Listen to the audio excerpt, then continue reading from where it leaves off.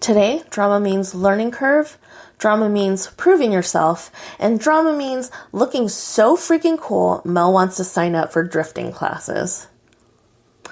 Hi, welcome to Drama Means. Today we're talking about the 2022 Japanese movie Alivehoon. And first, a summary. Stuck in a menial dead-end job, a young sim racer gets the chance to get behind the wheel of a real car and learn the art of drift racing. So this movie, Ryan saw and was like, we have to watch this. Well, yes, I like cars. I like car things. Yes. I was kind of less than enthused when we first started watching it, but I do have to say, as the movie was going on, I got very excited. I think the movie, like, we'll get into, like, the actual, like, nuts and bolts of it, but I honestly think the good thing about this movie is the simplicity. And I do think one of the main goals of the movie is to teach you about drift racing and the existence of the sport, period. Yeah, I definitely think this whole purpose of this movie is to promote the sport. And it's such a huge sport in Japan as far as, like, there are just the legendary drifters, the guys who have drifting schools, like, they come out of Japan. I've seen them, you know, in the West, it was kind of like handbrakes and a lot of stuff. And the old school dudes in Japan, like, they don't use any sort of technology to throw the cars around. They don't use any, like, e-brake or anything like that to lock the back wheels. It's just all foot and pedal control, and I can get really dorky into it. But it's like the purest form of the sport. That's where it comes from. Yeah. And so it was cool to watch it from that perspective. Because this is not the first movie we've seen about cars. This isn't even the first movie about sim racers becoming real racers, although this movie does predate the Gran Turismo movie. Does it? By a year. This was 2022. Gran Turismo, if you don't know, was also about a sim racer based on a real story who was trying to make it to the 24 Hours of Le Mans. That was 2023. So this was actually before them. But again, it's not the first movie about cars, but it is kind of the first movie I've seen that really focuses in on this particular sport that I had no real context for, like, what the rules are, how it works. Yeah, I mean, we've seen, like, Tokyo Drift. Well, other people have seen it. I have not seen the movie. But that's more about street racing, too. Like, this is about the sport that's kind of manicured itself over the last, you know, how many ever years. They've really tried to turn this idea of drifting and not just make it a street hooligan type thing, like actually make it a legitimate sport with rules and judges. And yeah, that's what I didn't know, was that it was a sport that you can, like, buy tickets to go see, which I'm very excited because now I'm going to go and search, you know, online to see where we can go to a race or yeah, they have an event. They have Formula Drift competitions all over the U.S. They have world events. So, yeah, I for sure see us going and checking this out in person just to, like, if nothing else, like, we should go and make a video of shooting the real thing after doing this episode. Yeah, definitely. It's actually really fun. I was really into it. I didn't realize how close they get to each other, and, like, the goal is to, like, be as close as possible but not touch each other, like, not crash. Yeah. So it is really exciting. With that said, this movie is just really about the sport, the racing. As the plot goes, it's really, really thin. Yeah, there's not a ton of deep character development. I don't even know if they really tried. Like, maybe they're trying this kind of romantic angle that doesn't really work, and there's this kind of father-daughter thing going on there, but they don't really dive into it. Like, there's a lot of areas they could have taken a more dramatic approach to in the character development, and they just really didn't. Yeah, there's so many aspects, like, you know, with characters and emotional development, and they kind of just sprinkled it on top as, like, a little seasoning. That's a good way to put it. You know, but it just never really came to anything. There was no substance in terms of, like, story. And yeah, as you said, character development. But as the movie in general goes, I thought it was pretty satisfying to watch. Yeah, it's like an easy watch. Like, it's one of those that I didn't think about that much after we were done, but I did enjoy watching it. And I think This isn't the first car one we've talked about. We've talked about the rally one, the Chinese rally drama, which did try to go a lot deeper into the characters. Whether or not that was successful or not, you'll have to listen to that episode. Yeah. But here, I don't think they're really going for that as deep. And I kind of am a little glad. I think that maybe if they would have tried it, the whole thing might have felt a little tired and cliche. And of course, they have to have a romantic relationship because they're working closely together. And I don't know. See, I like the stories where, like, it doesn't necessarily have to work out. Okay. You know, like romance, romantic interests. You know, and it's very clear that the girl was interested in Oba, right? And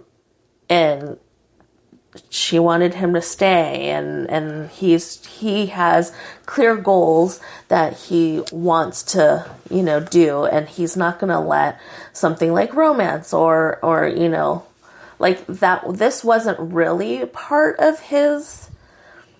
Yeah, this wasn't on his radar to do. He was a sim racer. He wants to go be a world champion sim racer, and this, while cool, isn't really on his trajectory as a human. Yeah, this was more like a stepping stone for him, where he like learned more of the art and like the ideals of actually drift racing, and then using what he learned to do what he actually ultimately wants to do. Well, and vice versa too, because he took what he was learning from the sim racing and then applying it to the drift racing. It's like, oh, I know that on the sim I can do this, so therefore in the drift car I can do that.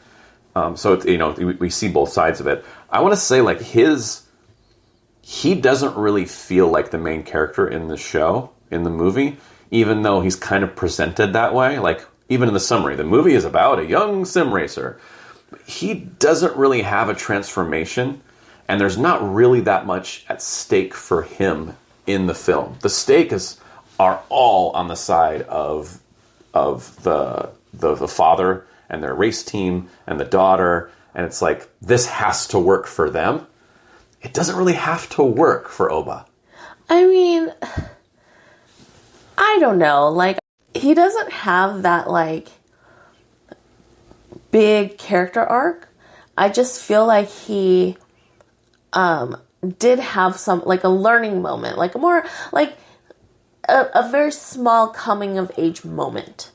Yeah, I can agree with that. I do think there's some character growth. It's small, but I think from what I'm kind of saying is, like, from a stakes perspective of, like, what has to happen in the movie for the characters, or else, like, why must they race, or else what? Well, the thing is, he's invested. He's invested because he's interested in it, right?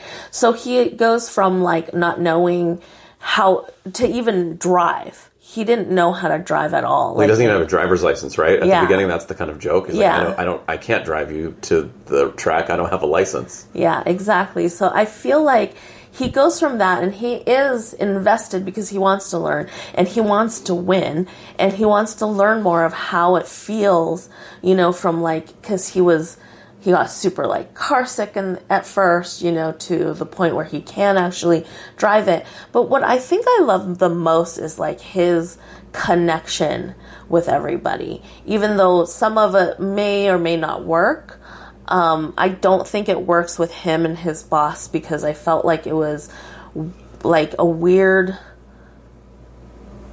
What's the word? There's like a whiplash effect where, like, the boss is the one who suggests he go racing, and then is sort of like, you should grow up and get a real job. And you're like, weren't you the one who told me to go racing? Yeah, exactly.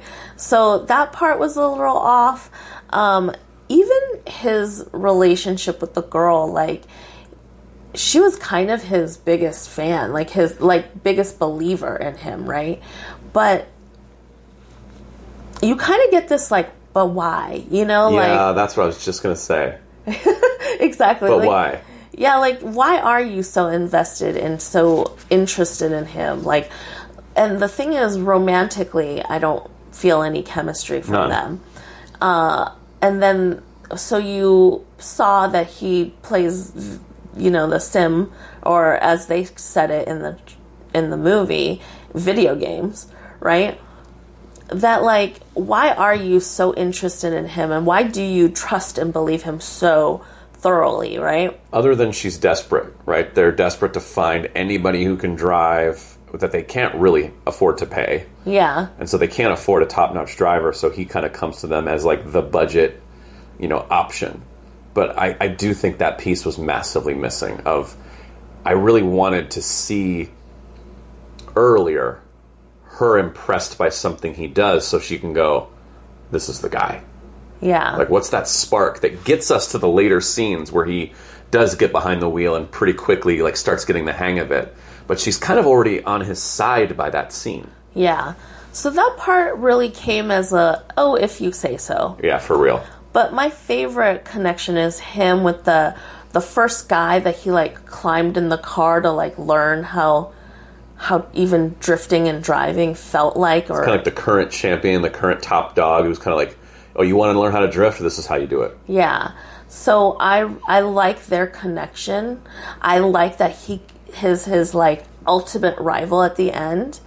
I like that this whole time the person we saw as the villain as his ultimate rival and not the other guy, because we always saw the other guy as, like, his actual friend, right? Because his mentor, right? Kind of thing. But, like, the person we thought was his ultimate enemy, he, at the end of the day, went to him, no ego, no anything. It's just like, how do I win this guy? Yeah, how do I beat him? Teach me. And it just gives that little turn. It's not a huge twist or anything like that, but it just gives us that character turn. And it's like, this character that we thought that was, like, just not redeemable is redeemable. He is someone that, like, later ends up being on the team. Yeah. So it's just that kind of dynamic I love. Me, like, rivals. Enemies to friends, yeah. Yeah, enemies to friends, rivals to ally kind of thing. So I love those moments and that type of relationship, and I enjoyed that part, even though it's small. I think there's a very cool thing here about being humbled and how sometimes, somebody gets humbled and they take it offense, and they're like, oh, you humbled me. Now I have to punch you in the face, or now I have to play dirty. And in this case, like, you humbled me.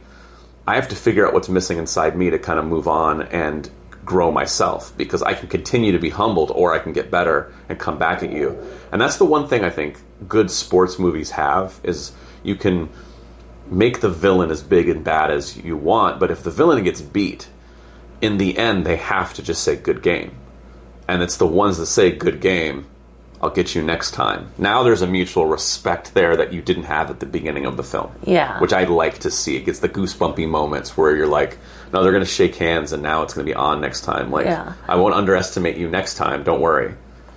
That's why I like sports so much. Like, when we watch, like, a good soccer match and then at the end of the game and they, like, exchange jerseys, it's the same feeling as, like, we have this mutual respect for each other. Yes, we're rivals. Yes, we're playing against each other, but we don't hate each other. Even though in the movie they made the other guy seem very, very, like, villainy and like, that they do hate each other, right? Yeah, he's presented as the cocky kind of douche that didn't want to drive for their team, and he's just kind of a jerk. Yeah. But at the end of the day, like you say, like, he has to kind of eat the humble pie and go, maybe this isn't such a bad place. Maybe I overlooked you guys unfairly. Yeah. No, he wanted to join their team for, like, lots of money. Lots of money. Yeah, but he was like, I'm so good, you should be begging me to be on your team.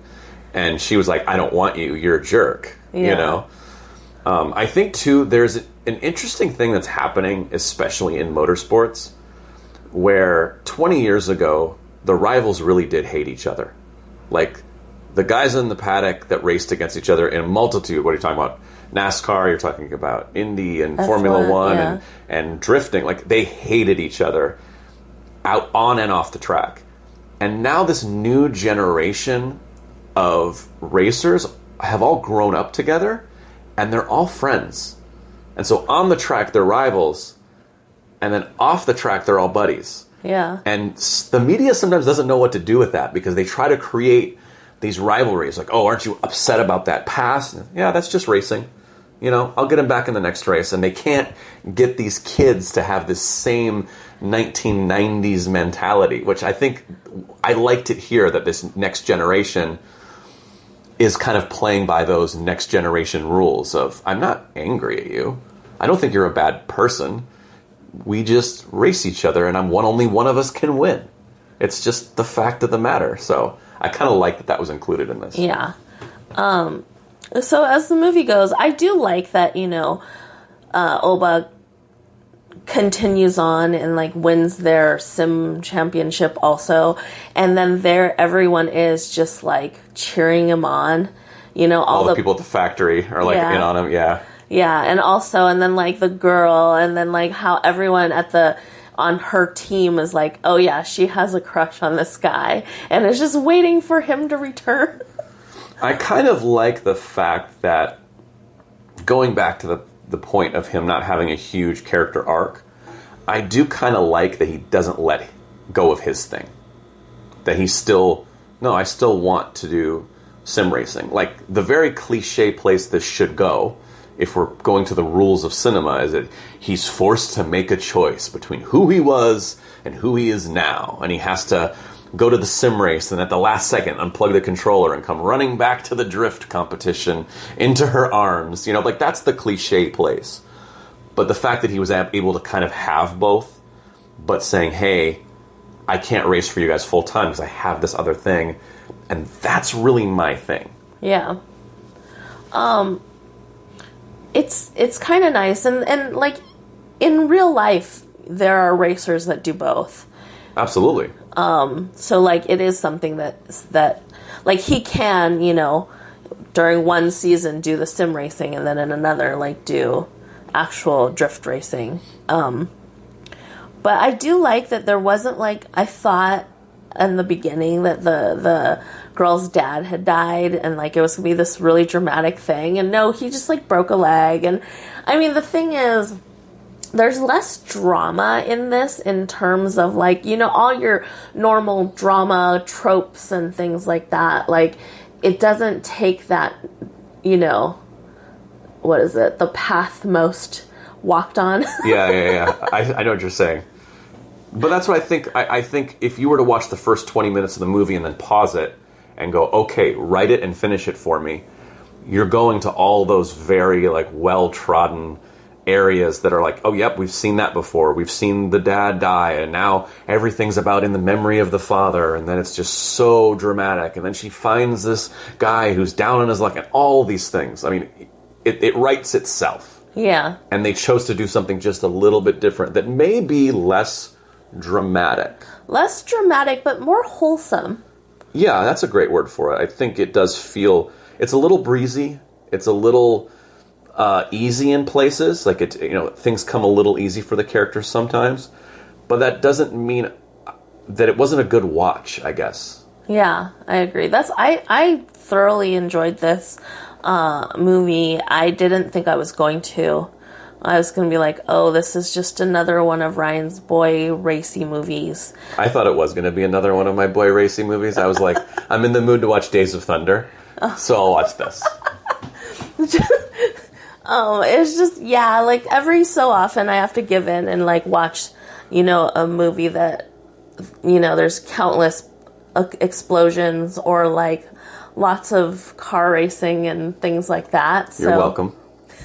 The thing is, I like all stories and movies. I do have a preference of, like, romance or, like, fantasy. I do like action adventure, though. Like, so I'm very okay with a lot of this, some of your boy movies. The thing is, I am actually like a sports fan. I do like sports.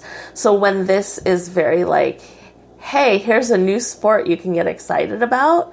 And the thing is, I don't know if I've ever said this, but like, when Ryan and I first met, I told him one of my life goals is to be able to drift into a parking space, like parallel. Yeah, it's from the there's a Jackie Chan movie where he does a... It's not Jackie Chan. There is one. I'm just saying. I know it's not the one you're talking about, but like when you said that, there's a Jackie Chan in his First Strike where he does like a 360 drift into a parallel parking spot when the cops are chasing him. I think it's fake reverse footage anyway, but it's super cool looking the first time you see it. I was like, oh, I get it. Mine was, I don't know if it really is this, but Kung Fu Soccer? Shaolin Soccer. Shaolin Soccer. I don't remember any drifting in Shaolin Soccer. No, it's wrong sport. It's one of the end ones where they like park the car, but I feel like they use like martial arts to park the car, so that might be not. So the whole time you didn't want to learn how to drift, you just wanted to learn how to kung fu a car. I really want to parallel into a parking spot, but like by drifting. Yeah. I understand what you're saying. That is what, like, my life goal is to do that. There's schools that teach this. There are schools, but first of all, I have to learn how to drive stick, which last time I tried, I was absolutely devastated. Well, you don't have to learn how to drive a stick. It just gives you more control. You can do that in an automatic car. You can drift in an automatic car, too. Like, as long as it has an e-brake and you pull the e-brake and the back wheels lock up, you can slide it around. It's okay. It's all good. Yeah. So, I have to learn a lot of things before I can learn how to drift. Also, I get motion sickness. Yeah, you probably end up making yourself sick before you actually successfully get the car in the spot. So, yeah, but it is one of my life goals. I don't know why. Because it's cool. It is cool. It's just cool. Some things are just cool. Sliding a car sideways is just kind of cool. Yeah. And when I started watching this movie, you were half paying attention, and as soon as they started sliding cars sideways, you went, huh? And just kind of perked up a little bit. I was like, I know, because sliding cars sideways is freaking cool. And there doesn't have to be any explanation beyond that. Sometimes it's, why do you like that? Because it's cool. Yeah. Period. End of sentence. I didn't stutter. It's true. So... But there's also a thing you have that about competition. And I think where sports movies and shows and animes, it allows us to have that competition without real violence. You know what I mean? Like, we get to go head to head against someone else, and we're not trying to kill anybody, we're not trying to beat anybody up, we're not trying to take anything away. You're just trying to beat someone at a game. Yeah. And that competition is such a part of the way our brains are wired. Yeah, and I like things to be fair and with rules. Yeah, of course. Many rules, and everyone will follow the rules. And anyone who doesn't follow the rules will be banned for life. We're giving way too much information about me. But it's relevant to the story. Yes. But I do think, going back to the thing of them not going down these same old paths, is making, the rival racers, like, slash his tires all the time and like do just horror. Like, we saw that in that drift drama about just all the dirty things. I mean, not the drift drama, the rally one. We saw that, like, all the dirty things the bad guys do to like try to win. And here it was a little bit more about fair play. It was about fair play. Like, he did do, the rival driver. I think his name is Kai. He did do something kind of. It wasn't against the rules. Right. But he did do something kind of shady. And where everyone was like, oh, that's like unsportsmanly. As people, like the commentators or in the movie, like, everyone's like, oh, Kai didn't have to do that, but he did it anyway, which kind of like led the other guy to almost like rear end him or something. Right. And so, he like brake checked him or something weird. I remember that part. And so but it wasn't against the rules, right? So it's something that he was allowed to do. So he wasn't cheating. He was just being like more shady than like other drivers, right? So when he did win, it felt like, it was cheap. Yeah, it was a cheap move. Yeah. But other than that, like, that was the only real thing that he did that was like not likable. Well, I mean, he himself was kind of not likable through the movie. No, but I know what you mean. It was like the act of unlikableness or like unfair play. Yeah. But the way it's portrayed in the movie, it's portrayed publicly, not like behind the scenes of him cutting his brake lines. Yeah, true. And it's also portrayed as, ew. Like the commentators, everyone else, it's kind of like you dishonor yourself by playing the game that way. Yeah. And when you do that openly, you have to be willing to accept the consequences of kind of being a douche. Yeah. And so like, oh yeah, you won, technically, but now the other guy has almost impressed more. And so even when you win, you lose. Yeah. So you have to win the right way. And it's kind of the lesson Kai learns of like, no, if I'm going to win, I have to win the right way because you're not gaining anyone's respect by winning the dirty way. Yeah. So that is kind of the only bad thing. Like, yeah, with I think it's called Pegasus, the Chinese drama that we had talked about. I think it was last year that we talked about it. But so there was a lot of like weird, like different cheating and all that stuff in that one. But in this one, it was just promoting a sport. Which I don't mind all that much. Which it feels like I'm speaking against what I normally would just, no, there's no depth here, and there's no character motivations, and there's no stakes, and I think I would really just kind of hammer it. But I do think like the purpose of this movie was to teach you a little something, and also give you a story and give you characters as a vehicle, pun intended, to teach you these things. And by the end, we were both Googling Formula Drift.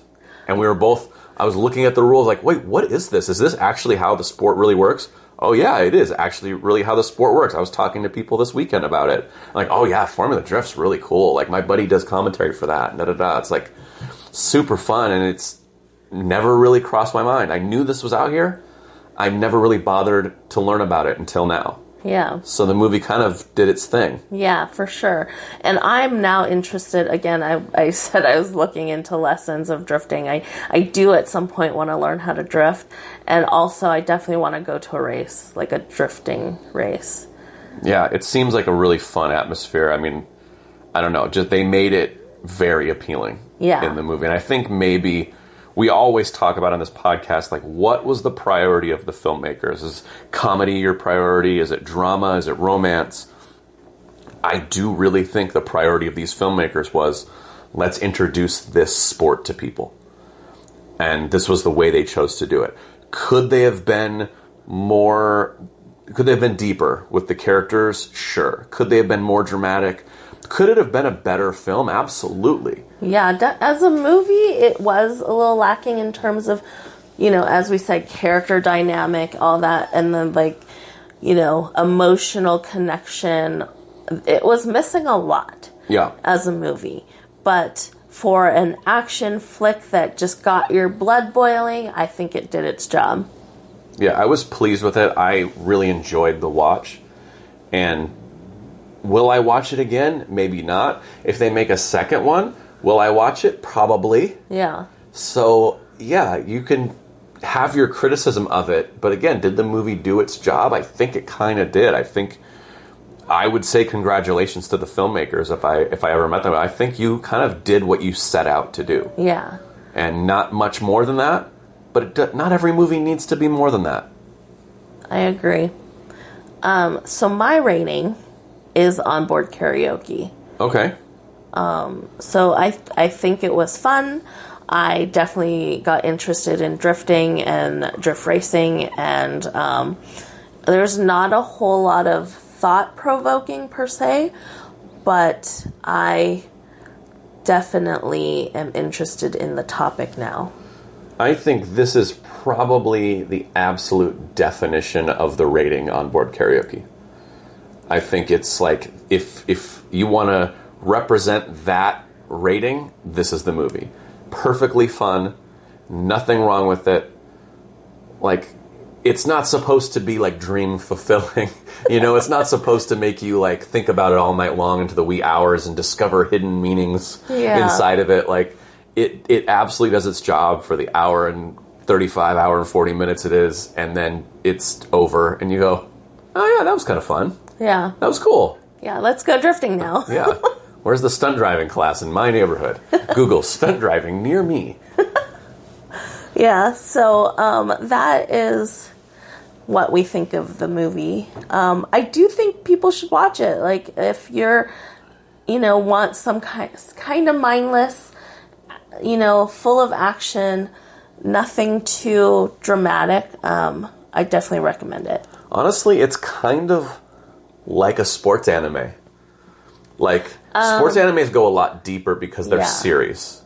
True. And so that's where they have the advantage. But it is just kind of, here, come into our world and live with us in our world for a bit. Yeah. And I think I really love that about this, of like, it does give you those, it's not as deep as some of the ones we've talked about, but it just gives you those like tingles of, this is kind of like home. I like it, Yeah. I'll stick around here. Yeah, as another sports anime as my favorite, Haikyuu. Which you can't not mention. I can't not mention Haikyuu, but it's gotten to the point where like I really love volleyball now. Yeah. Because of it. So again, like another I'm just a sheep, I think. Yeah, you're just being herded into the sports.